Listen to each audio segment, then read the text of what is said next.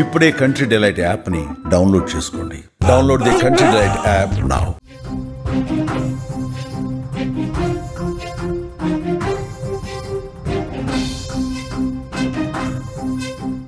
ప్రకాశం జిల్లాలో మరోసారి భూమి కంపించింది. అర్ధరాత్రి 2:22 భూమి కంపించింది. అలాగే ప్రజలు ఇళ్లలో నుంచి బయటకు ఒక్కసారిగా పరుగులు తీశారు.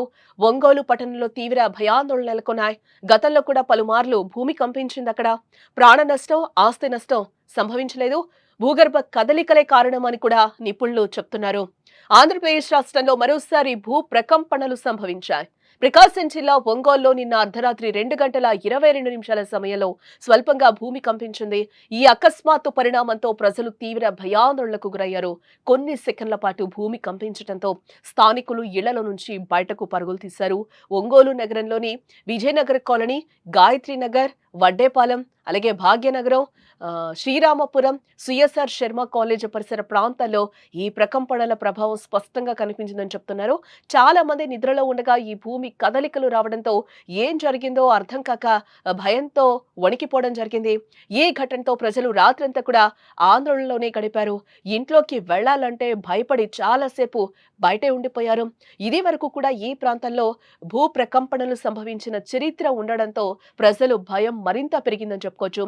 ఈ ఏడాది మే నెలలో కూడా ప్రకాశం జిల్లాలోని పొదిలి, దర్శి, మండ్లమూరు మండలాల్లో భూమి కంపించింది.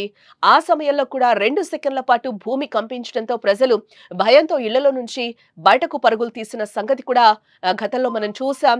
గత ఏడాది డిసెంబర్లో దర్శి నియోజకవర్గంలో ఏకంగా 4 రోజుల పాటు వరుసగా భూమి కంపించింది. గుండ్లకమ్మ నది పరివాహక ప్రాంతాల్లో భూగర్భంలో మార్పులు రావటం వల్ల ఇలా భూమి కంపించిందని కూడా ఎన్జీఆర్ఐ శాస్త్రవేత్తలు గుర్తించడం జరిగింది. భూగర్భంలో చిన్న చిన్న కదలికలు వచ్చినప్పుడు ఇలాంటి స్వల్ప భూ ప్రకంపనలు వచ్చే అవకాశం ఉంటుందని గతంలో శాస్త్రవేత్తలు పేర్కొన్నారు. అయితే ప్రస్తుతం నిన్న రాత్రి వచ్చిన భూకంప ఘటనపై అధికారులు అప్రమత్తమయ్యారు. ఈ ప్రకంపనల వల్ల ఎలాంటి ప్రాణ నష్టం కానీ, ఆస్తి నష్టం కానీ సంభవించలేదని తెలుస్తోంది. అయితే ఇలా తరచుగా భూమి కంపించడం వల్ల ప్రజలు నిరంతరం భయంతో బతుకుతూ ఉన్నారని చెప్పుకోవాలి. ప్రకాశం జిల్లా ఒంగోలు ప్రాంతంలో తరచుగా భూకంపాలు సంభవించడానికి కారణాలపై కూడా నిపుణులు ఇప్పటికే విశ్లేషిస్తూ ఉన్నారు. ఈ ప్రాంతం భూగర్భంలో ఉండే ఫాల్ట్ లైన్స్ లేదా భూ పొరల కదలికలకు సమీపంలో ఉండటమే ప్రధాన కారణమని కూడా ఎన్జీఆర్ఐ శాస్త్రవేత్తలు అయితే చెప్తూ ఉన్నారు.